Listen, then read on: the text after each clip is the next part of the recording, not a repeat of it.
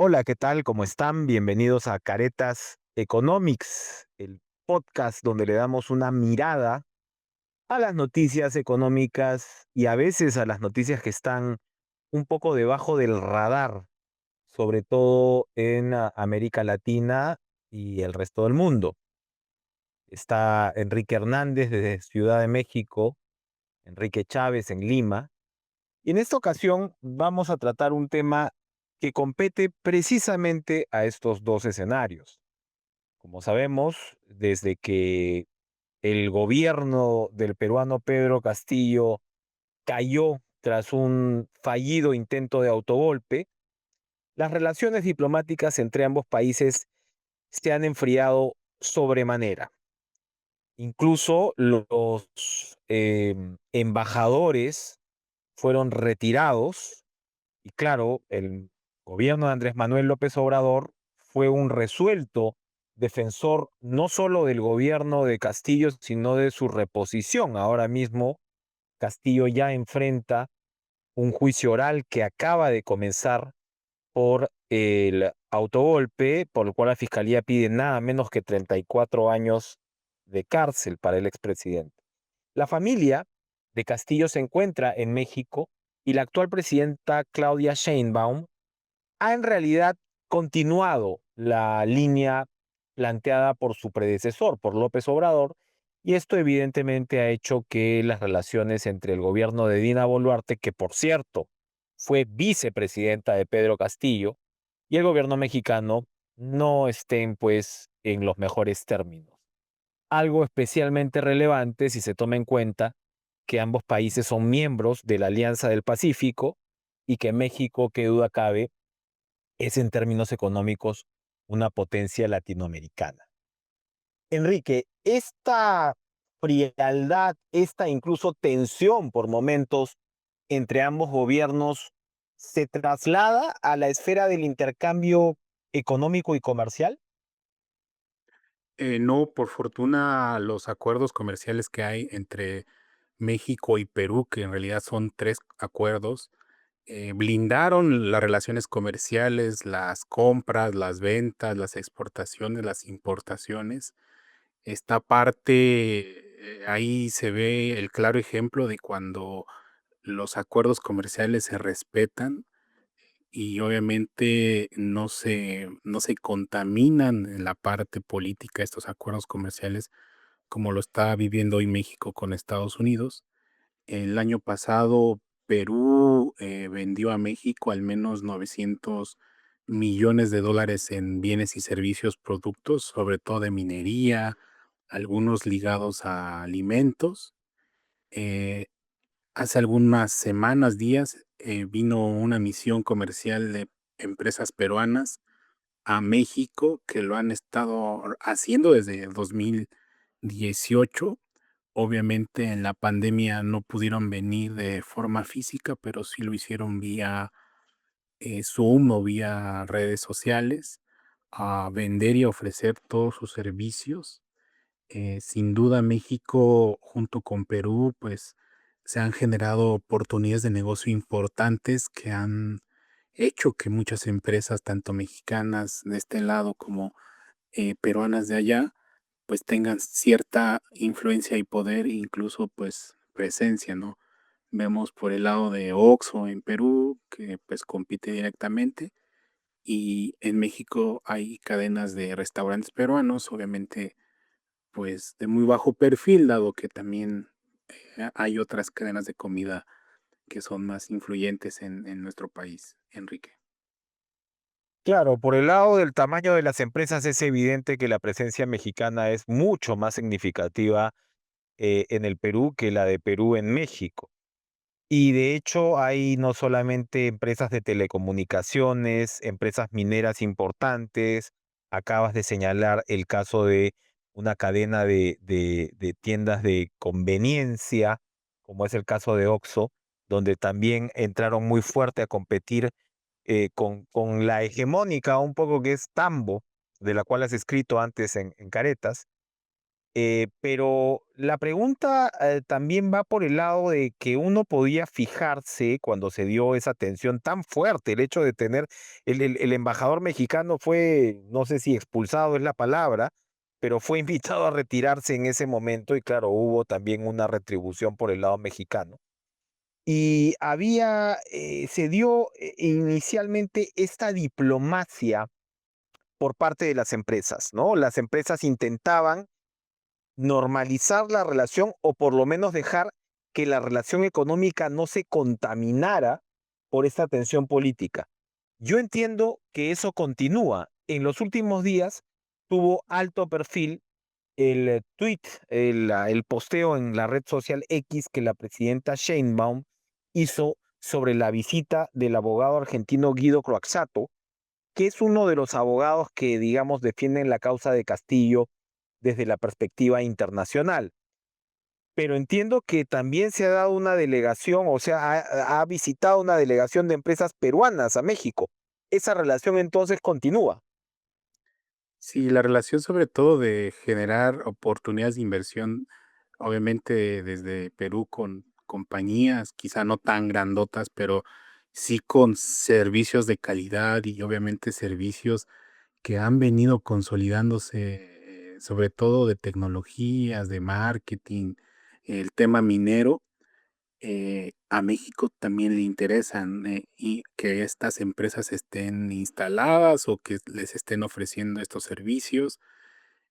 Tengo entendido que hubo un grupo de empresarios peruanos que estuvieron la semana pasada en reuniones con las mineras Peñoles y Grupo México. Recordemos que Grupo México en Perú pues es un gigante que compite y que está desde hace muchos años operando varias minas. Las empresas peruanas vinieron a México a vender este tipo de servicios, sobre todo de minería, donde hay una gran oportunidad. Y obviamente Perú, recordemos también que ha consolidado estos servicios mineros, sobre todo en la exploración eh, y explotación de minerales como pues un gigante, ¿no?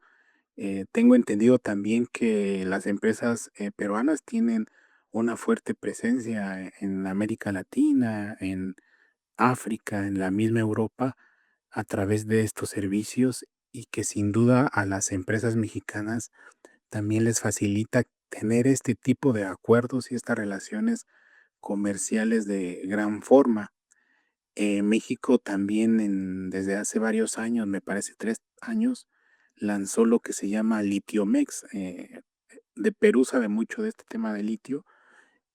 Hasta donde sé, Perú todavía no está como ayudando al gobierno mexicano, que es dueño de Litiomex, a entablar alguna estrategia que logre sacar litio, sobre todo del estado de Sonora, que hay un yacimiento que según era de unos chinos, pero realmente el gobierno de López Obrador pues se lo quedó o lo estatizó o las nacionalizó para ser exactos y que pues es una beta de gran negocio para América Latina y para las empresas, Enrique.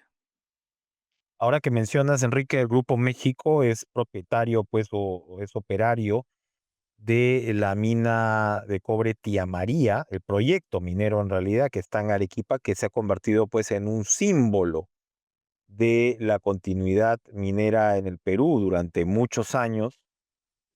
Hay grupos de agricultores, es un valle muy especial este, que se han resistido a la operación que, como repito, se convirtió en un emblema de lo que podría lograr la inversión minera. Este gobierno, el de Dina Boluarte, en medio de todo, pues ha conseguido que se inicie esta operación en momentos en que la resistencia a la misma estaba en un punto bajo y finalmente después de muchos años se aprovechó para esto. Es una especie de termómetro el de Tía María y es significativo que el Grupo México sea el que esté al frente de esto. Yo quería, es evidente en que entonces las relaciones entre Perú y México van en cuerdas paralelas. Lo que se trata de la política, que está tan mal, y lo de la economía, que no sabemos si está, digamos, implementándose de nuevas formas, pero ya el hecho de tener los acuerdos implica que ni siquiera pues la Alianza del Pacífico tenga que tener el protagonismo que tenía antes para que pueda seguir avanzando. Yo quería de todas maneras para ir redondeando esta edición de Caretas Economics a Enrique Hernández, que repito, además es colaborador de Active Trades y colaborador también de Caretas con notas muy interesantes. ¿Qué ha pasado, Enrique, en los últimos días? ¿Cuál es tu percepción sobre la guerra comercial entre Estados Unidos y China con México como un pivote? En realidad, además, este tema de Estados Unidos y China es algo que compete a México, por supuesto, muchísimo más, pero compete también al Perú en el sentido de decir, voy por un lado o voy por el otro. Finalmente, México, ¿cómo se está desarrollando al respecto? ¿Y qué pasó con los famosos aranceles que han venido siendo pospuestos una y otra vez? Pues, en el tema del cobro de aranceles que en algún momento a principios de febrero Donald Trump lanzó como la primera amenaza y que en ese momento, pues, tiró al peso mexicano y al dólar canadiense, pues, se ha ido disipando mucho de este enfrentamiento, sobre todo con México.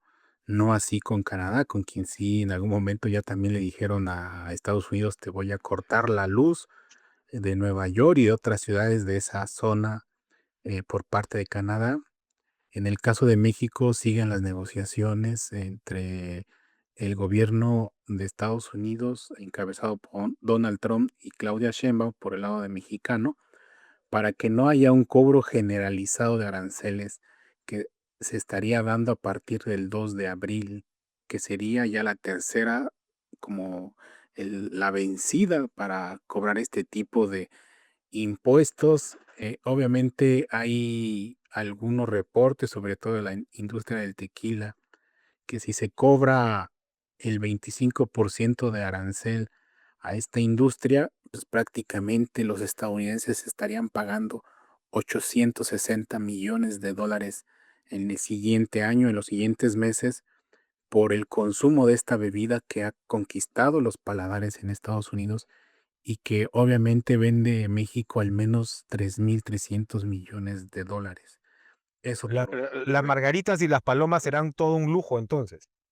sí, será un todo lujo. También el tema del aguacate, conocido como palta en Sudamérica, es otra de las industrias. La semana pasada, al menos el 80% de los productores de aguacate de Michoacán y Jalisco, pues detuvieron los cortes y obviamente no hubo exportación a Estados Unidos.